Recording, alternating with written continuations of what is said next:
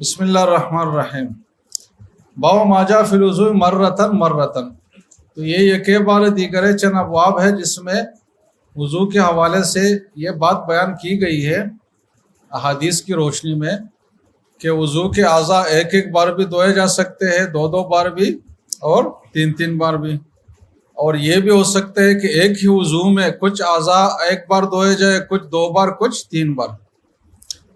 تو کسی نے اگر اس طرح وضو کیا ہے جو بے ترتیب سی لگ رہی ہے تو بھی اس کا وضو ہو جائے گا۔ تو یہ تمام طریقے حضور صلی اللہ علیہ وسلم سے خود ثابت ہے کہ انہوں نے ایسا کیا ہے۔ اب عام معمول مبارک جو تھا حضور کا وہ تو یہی تھا کہ 3 بار ہی اعضاء دھونے ہیں اور تمام اعضاء کو 3 بار ہی دھونے ہیں۔ عام معمول تو وضو کا یہی تھا۔ یہ باقی طریقے صرف بیان جواز کے لیے ارشاد فرمایا ہے کہ یہ ہے کہ مختلف مکس کر کے یا ایک بار 2 بار 3 بار اس طریقے سے۔ تو اس میں کوئی زیادہ فقہی باریکیاں نہیں ہے آج کے جو ابواب ہے اس سبق میں۔ اب پہلا والا باب لے لے، پھر وضو مرتن مرتن کے ایک ایک بار۔ اب ایک ایک بار کا مطلب کیا ہے کہ اعضاء ایک ایک بار دھوئے، لیکن عضو کو ایک بار دھونے کا مطلب کیا ہے؟ کیونکہ ایک بار دھونا آپ اس کو بھی کہہ سکتے ہیں نا کہ پورا لوٹا اٹھایا اور ہاتھ کے اوپر ڈال دیا اور ایک ہی بار میں ہو گیا۔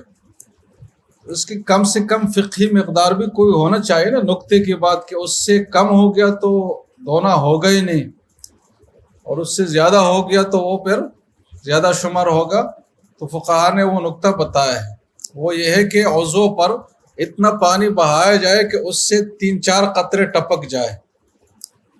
کسی بھی عضو پر اتنا پانی اگر بہایا جائے کہ اس سے چند قطرے ٹپکے تو اس کو غسل کہا جائے گا، اس کو ایک بار دھونا کہا جائے گا۔ تو کم سے کم مقدار یہ ہے۔ اب دیکھیں جہاں پانی کم ہونا تو اس طرح مسائل کے وہاں بہت زیادہ ضرورت پیش آتی ہے۔ اگر اس طرح وضو کریں گے احتیاط کے ساتھ تو آپ جو ہے نا مطلب 3-4 گلاس میں 2-3 گلاس پانی میں ہی آپ وضو کر سکتے ہیں، لیکن ہماری طرح وضو کریں گے تو آدھی بالٹی تک پہنچ جائے گی میرے خیال میں، اس سے بھی زیادہ ہو سکتی ہے۔ اگر آپ واش روم کے اس کو بھی ملائے پھر تو بالٹی یقینی ہے، ایک بالٹی۔ تو یہ جہاں پانی وافر ہے، لیکن جب کم ہو جائے تو ہمیں پھر ضرورت پڑے گی۔ آدھی دنیا ان جیسے مسائل کا شکار ہے۔ تو غسل مرتن کا کم سے کم مفہوم یہ ہے، کون بتائے گا؟ میں نے کیا بتایا؟ غسل مرتن کا کم سے کم مفہوم کیا ہے جناب؟ کہ اس عضو کے تمام اجزاء کو اب گیلا کر لے، کوئی جگہ رہ نہ جائے، اور اتنا گیلا ہو جائے کہ اس سے چند قطرے پانی ٹپکے بھی۔ حدثنا ابو قریب وحناد وقتیبہ قالوا حدثنا وکیع عن سفیان وحدثنا محمد بن بشار قال حدثنا حمد سعید قال حدثنا سفیان زید بن اسلم عن عطاء بن یسار عن ابن عباس رضی اللہ تعالی عنہ عنهم اجمعین ان النبی صلی اللہ علیہ وسلم توضأ مرۃ مرۃ۔ یہ ان النبی صلی اللہ علیہ وسلم سے یاد آیا کہ ایک مصری کاتب ہے، مصنف ہے، مصطفیٰ محمود، کیا نام ہے اس کا؟ ان کی ایک سیرت پر چھوٹی سی کتاب ہے، لیکن سیرت کو جس انداز سے انہوں نے لیا ہے نا وہ بہت ہی ایک عجیب سٹائل ہے مطلب، اور اس سے آپ کو یعنی بالکل ایک تو ہمارے ایمان کا حصہ ہے نا، لیکن اگر آپ مومن نبی ہو، لیکن اگر آپ وہ سنیں گے، وہ کتاب پڑھیں گے تو آپ کو پیغمبر کے بارے میں یہی بات سمجھ آئے گی کہ یہ آدمی اگر پیغمبر نہیں ہے نا تو یہ ایسا انسان ہو ہی نہیں سکتا۔ اس کے ممکن ہونے کی توجیہ ہی یہی ہے کہ اس کو پیغمبر مانیں، ورنہ ایسا انسانی جو استطاعت ہے، تحمل ہے، صلاحیت ہے، جو بھی چیزیں آپ لے لیں اس کی روح سے ایسا انسان ممکن نہیں ہے، الا یہ کہ اس کو اللہ کی تائید حاصل ہو اور اللہ کی طرف سے مبعوث ہو اور اس کو وحی ہوتے۔ تو وہ یوٹیوب پر موجود ہے صوتی انداز میں بھی۔ کتابوں کے پڑھنے کا ایک اچھا طریقہ میں آپ کو بتاؤں کہ یوٹیوب پر عربی کا بہت سارا مواد پڑھا گیا ہے، باقاعدہ کتابیں پڑھی گئی ہے اس مقصد کے لیے تاکہ کوئی مطالعہ کرنا چاہے وہ دیکھ نہیں سکتا تو وہ سن سکے۔ تو اس پہ یہ کتاب ہے، تو وہاں سے بھی آپ سن سکتے ہیں، اور کتاب مطلب اس سے بھی کر سکتے ہیں. مصنف کا نام یاد رکھے مصطفیٰ محمود. اس کی اور بھی بڑی اچھی اچھی تحریرات ہیں. ان نبی صلی اللہ علیہ وسلم توضا مرتن کہ ایک بار حضور نے وضو کیا. اور فی الباب عن عمر و جابر و بریدہ و برافع بن الفاقع قال بعث حدیث ابن عباس احسن شيء في هذا الباب واصح وروى رشدي بن سعد وغير هذا الحديث عن الضحاك بن شرحبيل عن زید بن اسلم عن ابيه عن عمر بن الخطاب. اب رشدین کی روایت میں اور اوپر والے سند میں کیا فرق ہے جناب؟ جلدی بتاؤ. زبردست کہ وہ حضرت ابن عباس سے اوپر والے سند میں انتہا ہے نا روایت کی, اور رشدین کی روایت میں کس سے ہے؟ حضرت عمر بن الخطاب سے ہے کہ ان النبی صلی اللہ علیہ وسلم توضا مرتن ولیس ھذا بشیء. یہ رشدین والے بات صحیح نہیں ہے. حضرت عمر اس حدیث کے راوی نہیں ہے. کون ہے اس کے راوی؟ ابن عباس ہی ہے. وہ صحیح ما روى ابن عجلان و ہشام بن سعد و سفیان الثوری جو اوپر والے حضرات ہیں. عبد العزیز بن محمد عن زید بن اسلم عن عطاء بن یسار عن ابن عباس عن النبی صلی اللہ علیہ وسلم. تو یہ ابن عباس کے مسانید میں سے ہے نہ کہ حضرت عمر کے. اور یہ غلطی ہوئی ہے رشدین ابن سعد سے. رشدین ابن سعد یہ بڑے صوفی قسم کے بزرگ تھے. یہ 188 ہجری میں فوت ہوئے ہیں. کس ہجری میں؟ تو مطلب یہ کہ تابعین کے زمانے کے آدمی تھے, لیکن ان کے بارے میں محدثین کے ایک جملہ ہے کہ کان من الصالحین فادرکتہ غفلۃ الصالحین. یہ صوفی سیدھے سادے بزرگ تھے, سیدھے سادے مزاج کے, ہر ایک پر اعتماد کرتے تھے, ہر آدمی کو اپنی طرح سیدھا سادہ صحیح سمجھتے تھے. تو اس کی وجہ سے ان سے پھر غلطیاں بھی ہو گئی. مطلب لوگوں کی جانچ پرکھ نہیں کرتے تھے. جو آدمی زیادہ نیک ہو نا اور زیادہ سادہ مزاج ہو تو وہ ہر آدمی کو ایسے ہی سمجھتا ہے, تو وہ دھوکے میں بھی آ سکتا ہے کسی اور کے. تو یہ مطلب ہے کان من الصالحین فادرکتہ غفلۃ الصالحین. لہٰذا اس کی وجہ سے یہ حدیث میں ضعیف بن گئے.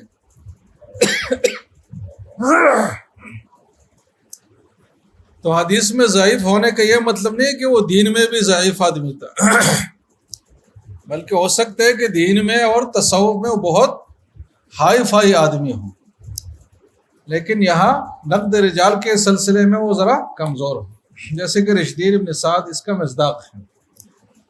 لہٰذا جس راوی کو ضعیف کہا جائے تو اس کی ناقدری آپ شروع نہ کریں کہ اس کو تو محدثین نے ویسے ضعیف کہا ہے تو اس کو کیا ویلیو ہے. آپ بات سمجھ رہے نہیں؟ یہ جو ضعیف ہے ہم جیسے لوگوں سے اربعہ گنا پھر بھی بہتر ہے ہر لحاظ سے, حفظ کے لحاظ سے بھی, جس کی وجہ سے ان کو کمزور کہا ہے وغیرہ وغیرہ. یہ بات ہو گئی ختم. اب اگلے باب بھی اسی موضوع سے متعلق ہے. کیا ہے ذرا زور سے پڑھے جناب. ہاں زبردست, دو مرتبہ. اب دیکھو امام ترمذی نے پورے ذخیرے حدیث سے یہ چیزیں ہمارے لیے مرتب کی ہے. اب خود کو امام ترمذی کی جگہ کر لے کہ آپ کے سامنے کوئی مرتب چیز نہیں ہے. 1 لاکھوں کی تعداد میں حدیثیں آپ کے ذہن میں ہیں, اور اس میں آپ سوچ رہے کہ یار میں وہ روایات ذکر کرتا ہوں جس میں 1 بار کا ذکر ہے, پھر وہ جس میں 2 بار ہے, پھر وہ جس میں 3 بار ہے, پھر وہ جس میں مکس ہے, پھر وہ جس میں وضو کا پورا طریقہ ایک ہی دفعہ بتایا گیا ہے. تو آپ بتائیں کہ کتنا مشکل کام ہے, سمجھ رہے جناب. لیکن جب ہمارے سامنے آ گیا تو بہت آسان لگ رہا ہے کہ یہ کیا ہے بھائی, وضو مرتين. اللہ اکبر. وبه قال حدثنا ابو كريب بن محمد بن رافع قال حدثنا زيد بن حباب بن عبد الرحمن بن ثابت بن صوان قال حدثنا عبد الله بن الفضل عبد الرحمن بن هرمز الأعرج عن ابي هريره ان النبي صلی اللہ علیہ وسلم توضأ مرتين. بات واضح ہے, کوئی ابہام اس میں نہیں ہے. قال ابو عيسى هذا حديث حسن غريب لا نعرف الا من حديث ابن ثوبان عبد الله بن الفضل وهذا اسناد حسن صحيح. وفي الباب عن جابر وقد روي عن ابي هريره ان النبي صلی اللہ علیہ وسلم توضأ ثلاثا. تو 3 بار کی روایت بھی ان سے منقول ہے, جیسے کہ آگے باب ہے. آگے باب ہے جناب باب ما جاء في الوضوء ثلاثا. اور یہ وہ روایات ہے جس میں عام معمول کا بیان ہے. حضور کا عام معمول یہی تھا مبارک حدیث میں وضو کے بارے میں کہ 3 بار. وہ بھی قال حدثنا محمد بن بشار قال حدثنا عبد الرحمن بن مهدي سفيان بن اسحاق عن ابي حية عن علي ان النبي صلى الله عليه وسلم توضأ ثلاثا. وفي الباب عن عثمان والربيع وابن عمر وعائشہ وابی امامہ ابی رافع عبداللہ بن عمر معاویہ ابی ہریرہ رضی اللہ عنہ اجمعین جابر عبداللہ بن زید وابی ذر قال ابو عیسیٰ حدیث علی احسن شیء فی هذا الباب واصح۔ تو دیکھو ایک ایک چیز سے متعلق کتنی روایات ہیں جس کو وہ فی الباب میں حوالہ دیتے ہیں، اور اس میں حصر بھی نہیں ہے، ان کے وہ فی الباب کے علاوہ بھی بہت ساری روایات ہیں جس کے امام ترمذی نے تذکرہ نہیں کیا۔ تو اسلام ایک کتنا غنی مذہب ہے، کتنا مالدار مذہب ہے، ہر چیز کے حوالے سے کتنا بڑا علم کا ذخیرہ اپنے متبعین کو دیا ہے کہ آپ کوئی تشنگی محسوس نہ کرے کہ آپ کے پاس چیزوں کا علم نہیں۔ آپ کو اللہ نے مکلف تو بنایا لیکن بتایا نہیں کہ کیسے میرے عبادت کرنی ہے، تو یہ اس کی وضاحت کے لیے ہے۔ والعمل على هذا عند عامة اہل العلم ان الوضوء یجزئ مطلب یکفی مرتن مرتن، تو اس پہ کسی کا اختلاف نہیں کہ ایک ایک بار بھی کافی ہے، اور ایک بار کی بھی میں نے آپ کو کم سے کم مقدار بتایا جو ہمارے ذہن میں کچھ بھی نہیں ہے، لیکن حقیقت شریعت میں اس کا اعتبار ہے۔ پھر ایک ایک بار سے 2 بار افضل ہے، اور پھر 2 بار سے 3 بار افضل ہے، تو گویا کہ 1 بار 2 بار 3 بار یہ سنیت اور فضیلت کے درجات ہیں۔ تو اگر آپ کو پانی وافر مقدار میں مل رہا ہے تو آپ 3 بار کریں، اگر اس سے کم ہے تو 2 بار، اگر اس سے بھی کم ہے تو 1 بار، اگر وہ بھی نہیں ہے تو پھر تیمم کریں، اگر تیمم بھی نہیں ہے تو اس کا بھی حل موجود ہے۔ وہ افضل الثلاث ولیس بعد شیء، اس کے بعد کوئی چیز نہیں ہے۔ ہاں 3 کے بعد کوئی فضیلت کا مرتبہ نہیں ہے کہ آپ 4 مرتبہ کریں گے تو مزید فضیلت حاصل ہوگی، بلکہ 3 کے بعد الٹی گنتی شروع ہوتی ہے کہ اس کے بعد فضیلت کم ہونا، ختم ہونا شروع ہوتا ہے۔ جیسے کہ آج کل جو مبالغہ کرنے والے لوگ ہیں تو 3 بار کو تو وہ کچھ سمجھتے ہی نہیں ہیں، جیسے کہ طلاق میں بھی لوگ 3 طلاق سے کم کو تو کچھ سمجھتے ہی نہیں ہے، شروع ہی 3 طلاق سے کرتے ہیں، پھر جب طلاق دے رہے تھے تو مفتی سے پوچھتے کہ ہم نے تو طلاق دے دیا، ہمارا تو خیر یہی تھا کہ یہ وہ فلاں فلاں۔ تو ہر چیز میں ہمارا افراط توق کا سلسلہ چل رہا ہے۔ تو کہتے کہ ولیس بعدہ شیء، کیا مطلب لیس بعدہ شیء؟ کہ 3 کے بعد کوئی فضیلت کے درجات نہیں ہے کہ اس سے آپ کو مزید ثواب ملے گا، بلکہ الٹا ہے کہ گناہ ملے گا۔ وقال ابن المبارک، امام ابن المبارک نے فرمایا ہے کہ لا آمن اذا زاد فی الوضوء علی الثلاث ان یأثم، کہ مجھے اس سے بے خوفی نہیں ہے، مطلب مجھے اس کا قوی خدشہ ہے کہ اگر زیادہ کرے گا 3 بار سے تو کیا ہوگا جناب؟ گناہگار ہوگا، اس لیے کہ وہ اسراف میں آئے گا۔ امام احمد اور امام اسحاق بن راہویہ فرماتے کہ لا یزید علی الثلاث الا رجل مبتلا، کہ 3 بار سے جو زیادہ کر رہا ہو نا، آپ سمجھے کہ اس آدمی میں وسوسہ شروع ہو گیا ہے، یہ وسواسی آدمی ہے، اب یہ وسوسہ اس کا بڑھتا ہی چلا جائے گا، یہ کم نہیں ہوگا۔ اب سمجھ رہے ہیں، آج 4 بار کر لیا تو کل 5 بار کرے گا، تو جب یہ بوڑھا ہوگا تو 30 بار ایک ایک چیز دوہرا ہوگا سلام۔ اب آگے باب ما جاء فی الوضوء مرتین و مرتن و ثلاثن، کے ایک ہی وضو میں کئی صورتیں اختیار کی گئی ہیں۔ وہ بھی قال حدثنا اسماعیل بن موسى الفزاري قال حدثنا شریف بن سعد بن صفیہ قال قلت لابی جعفر، ابو جعفر جو ہے یہ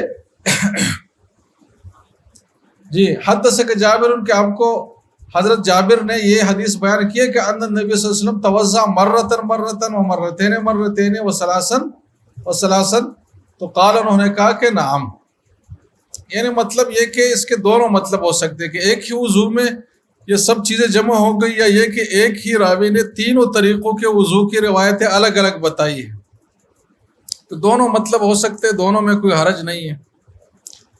قال ابو عیسیٰ وروا وکیع هذا الحديث عن ثابت بن صفیہ قال قلت لابی جعفر حدثك جابر ان النبي صلی اللہ علیہ وسلم توضا مرة مرة قال نعم حدثنا بذلك حناد وقتيبة قال حدثنا وكيع عن ثابت وهذا صح من حديث شريك لأنه قد روي من غير وجه هذا عن ثابت نحو روایت وكيع، اور شریک جو ہے کثیر الغلط آدمی ہے، شریک ابن عبداللہ، اور ثابت ابن ابی صفیہ جو ہے اس کا نام ہے ابو حمزہ الصومالی، اور یہ جو راوی ہے یہ بھی بہت کمزور راوی ہے، بلکہ یہ رافضی تھا۔ تو حدیث کی سند میں 2 قسم کے راوی آتے ہیں، شیعہ اور رافضی۔ تو شیعہ ہونے کا کوئی اتنا خطرناک معنی نہیں ہے، محدثین کے سند میں جب کوئی آئے اور اس کے بارے میں کہے کہ یہ شیعہ تھا، تو شیعہ کا مطلب کوئی خطرناک معنی نہیں ہے جیسے کہ آج کل شیعہ باز ہوتے ہیں، بلکہ اس کا مطلب صرف اتنا تھا کہ یہ اہل بیت کی محبت کا اظہار بہت زیادہ برملا کرتا تھا، اور زیادہ سے زیادہ یہ مطلب ہو سکتا ہے کہ وہ حضرت علی کو شیخ خیر سے افضل سمجھتا تھا، جس کو افضلیہ کہا جاتا ہے مطلب. لیکن جو صحابہ پر طعن و تشنیع کرے اور سب و شتم اور یہ چیزیں، تو یہ شیعہ میں نہیں ہوتی تھی. یہ جو کام کرنے والا ہوتا تھا تو وہ رافضی ہوتا تھا. یہ جو ثابت ابن ابی صفیہ تھا نا، اس کے بارے میں افسوس کے ساتھ یہ کہ یہ رافضی بھی تھا، لہٰذا یہ روایت بہت زیادہ کمزور ہے. تو اگلا باب پھر صحیح ہے جس میں چند سب طریقوں کو جمع کیا گیا. باب فی من توضأ بعض وضوء مرتين وبعض ثلاثا، کے بعض وضو 2 مرتبہ کیا، بعض 3 کیا. وہ بھی قال حدثنا ابن عمر قال حدثنا سفیان بن عیینہ عمرو بن یحیی عن ابیہ عن عبد الله بن زید ان النبي صلی اللہ علیہ وسلم توضأ فغسل وجهه ثلاثا وغسل يديه مرتين. دیکھو چہرہ 3 بار دھویا اور ہاتھ 2 بار. یہ ایسا نہیں کہ کیف متفق ہوا، بلکہ وہ پیغمبر تھے، ہر چیز ان کا نوٹیبل تھا اور وہ خود بھی سمجھ رہے تھے کہ میری چیزیں نوٹ کی جانے والی ہے، یہ امت تک پہنچے گی. تو قصدن و عمدن انہوں نے ایسا کر لیا تاکہ تشریح کا حصہ بنے. وغسل رجلیہ، اور پاؤں بھی دھویا. قال ابو اسحاق حدیث حسن صحیح وقد ذکر فی غیر حدیث ان النبی صلی اللہ علیہ وسلم توضأ بعض وضوء مرۃ وبعضه ثلاثا. تو مجموعی طور پر گوئے کہ سب باتیں آ گئی کہ ایک ہی وضو میں 1 بار 2 بار 3 بار، تینوں کو اب جمع کریں. وقد رخص بعض اہل العلم فی ذلک، اس میں بھی اجازت دی گئی ہے. لم يروا بأسا ان يتوضأ الرجل بعض وضوء ثلاثا وبعضه مرتين او مرة. اب بات سمجھ رہے ہیں؟ اب یہ طریقے آپ کیف متفق نہیں کریں گے، بلکہ آپ تو پانی کے حساب سے کریں گے نا، کیونکہ آپ پیغمبر نہیں ہیں، آپ اپنے معروض حقیقت کے لحاظ سے ایک صورت پر عمل کریں گے. اب اگلے باب میں پھر مجموعی وضو کا طریقہ بتایا گیا ہے. تو دیکھو کتنے ایک ایتھنٹک ترتیب سے چلے آ رہے ہیں. ایک جزیات بتائی اس کے حوالے سے روایات، اب آخر میں ایک روایت جامع قسم کی جس میں وضو کا پورا طریقہ بتایا گیا ہے. تو اس لیے اس پہ عنوان بھی لگایا کہ باب فی وضوء النبی صلی اللہ علیہ وسلم کیف کان، کہ حضور کا عام طور پر وضو کیسا تھا اور مجموعی وضو کی کیفیت کیسی تھی. جی جناب. وبه قال حدثنا قتيبة وحناد قال حدثنا ابو الاحوص عن ابي اسحاق عن ابي حية قال رأيت عليا توضأ. حضرت علی کو میں نے دیکھا کہ انہوں نے وضو فرمایا.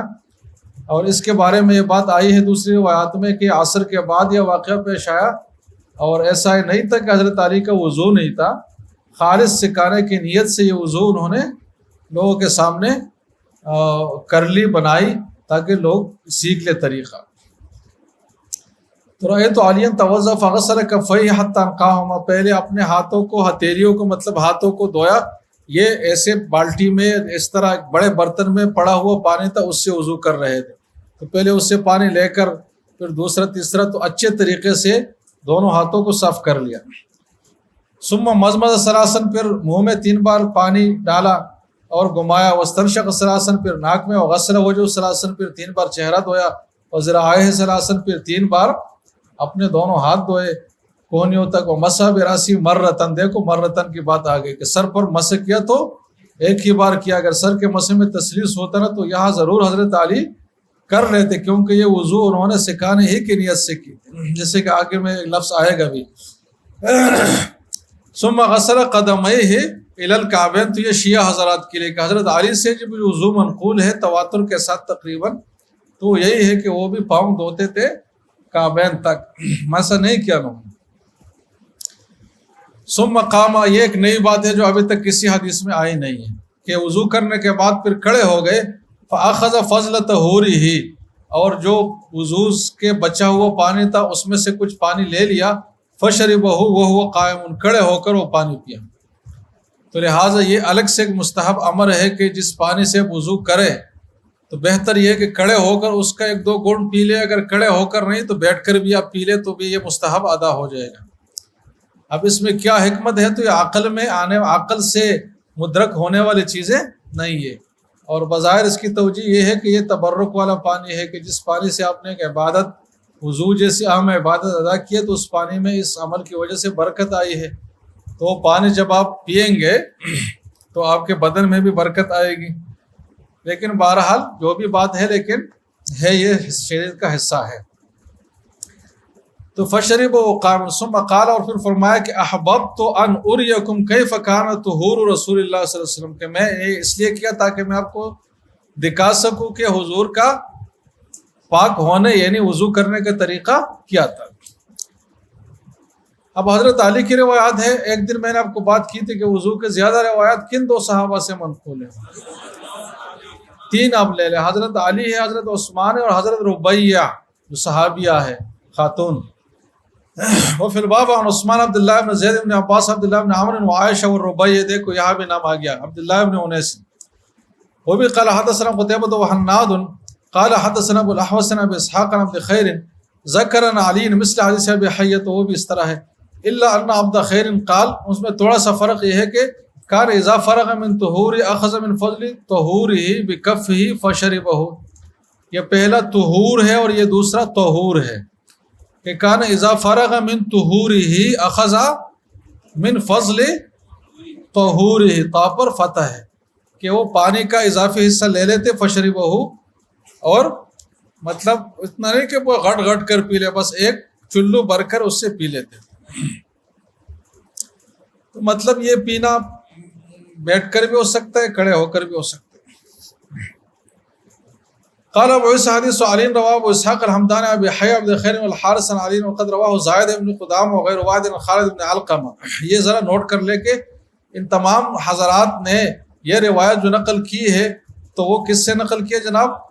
خالد ابن علقمہ سے، اور وہ پھر آگے عبد خیر سے روایت کرتے، پھر وہ حضرت علی سے روایت کرتے، حدیث الوضوء بطولہ، وہذا حدیث حسن صحیح۔ وروى شعبۃ، اب یہاں سے دیکھیں، وروى شعبۃ هذا الحدیث عن خالد ابن علقمہ فاخطأ في اسمه واسم ابیہ، تو ان کو خالد ابن علقمہ کے نام میں غلطی لگ گئی، تو خالد ابن علقمہ کی جگہ کیا نام لیا ہے شعبہ نے؟ مالک ابن عرفطہ۔ یہ بھی ایک راوی ہے لیکن یہاں یہ نہیں ہے، تو راوی کا نام بھی غلط لیا، اس کے والد کا نام بھی غلط لیا۔ عن عبد خیر عن علی، اب یہ بات ہو گئی ختم، آگے ایک تیسرے محدث کی بات شروع ہو رہی ہے کہ قال وروی عن ابی عوانۃ، حضرت ابو عوانہ سے بھی یہ حدیث منقول ہے، تو وہ بھی کس سے روایت کر رہے ہیں جناب؟ خالد ابن علقمہ عن عبد خیر سے، عن علی سے، لیکن وروی عنہ، اسی ابو عوانہ سے جو دوسری سند منقول ہے تو اس میں کیا ہے جناب؟ خالد ابن علقمہ کی جگہ کیا ہے جناب؟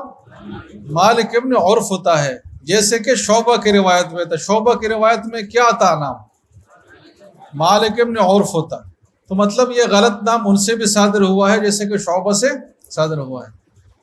لیکن اس بات پہ اس ترمذی کے شارحین نے یہ بات لکھی ہے کہ شعبہ کے بارے میں کتاب العلل میں امام ترمذی نے ایک بات ذکر کی ہے کہ شعبہ کہتے ہیں کہ جس آدمی سے میں نے ایک بھی حدیث لی ہے نا، تو اس آدمی سے کم از کم میں 8-10 بار ملا ہوں الگ سے، یعنی محدثین ایسا نہیں کہ ایک آدمی انجانا جا رہا ہے اس سے حدیث لے لی اور کان لپیٹ لیا اور چلے گئے، بلکہ اس آدمی کو بار بار ملتے تھے اور جانچتے تھے کہ یہ آدمی ہے کیسا۔ اس سے میں نے ایک روایت لی ہے، وہ ایک بہت بڑا سودا میں نے کسی سے کیا ہے نا، 1 اربوں روپے کا بنگلہ لیا ہے، تو اس آدمی کو بھی میں جان چکے کیسا آدمی ہے، تو محدثین حدیث کو ایسی ویلیو دیتے تھے۔ تو شعبہ نے کہا ہے کہ میں نے جس سے حدیث نقل کی ہے اس سے میں 10 بار ملا ہوں، تب میں نے اس کی حدیث نقل کی۔ اب وہ 10 بار جو اس سے ملے تو ایسا نہیں کہ پڑوس میں رہتے تھے اور گئے السلام علیکم، بلکہ وہ سینکڑوں میل دور بھی ہو سکتے تھے، اور اس سے یہ صرف اس لیے ملتے تھے کہ ایک روایت میں نے اس سے لی ہے، کوئی اور اس کے خلاف تو کوئی چیز، کوئی ضعف والی چیز تو اس کی میرے نظر میں نہیں آ رہی۔ تو جب ایک آدمی ایک راوی سے جب روایت لیتے 10 بار ملتا ہے تو اس کے نام میں اس سے غلطی ہو سکتی ہے؟ نہیں ہو سکتی، لہٰذا امام ترمذی کی یہ بات صحیح نہیں ہے، اور حقیقت یہ ہے کہ شعبہ نے یہ جو حدیث ہے یہ خالد ابن علقمہ کی روایت سے بھی منقول ہے اور مالک ابن عرفطہ کی روایت سے بھی منقول ہے، اور اس کی دلیل یہ ابو عوانہ کا طرز عمل ہے جو آخری محدث ہے۔ ابو عوانہ کا طرز عمل کیا تھا کہ کبھی وہ خالد ابن علقمہ کا نام لیتے، کبھی وہ مالک ابن عرفطہ کا، تو اس کو تو دونوں نام معلوم تھے، تو کیوں کبھی یہ لے رہا ہے کبھی وہ لے رہا ہے؟ جلدی بتاؤ اس کی کیا توجہ ہو سکتی ہے؟ دونوں سے منقول ہے تو اس لیے کبھی یہ نام لے رہے کبھی، لہٰذا امام ترمذی کا تبصرہ صحیح نہیں ہے شعبہ کے بارے میں۔ ہاں تو یہ ان کی بات ہے کہ وہ صحیح خالد بن علقمہ، لیکن یہ ان کا اپنا فیصلہ ہے، اس سے اختلاف کیا جا سکتا ہے بس۔ اللہ اکبر۔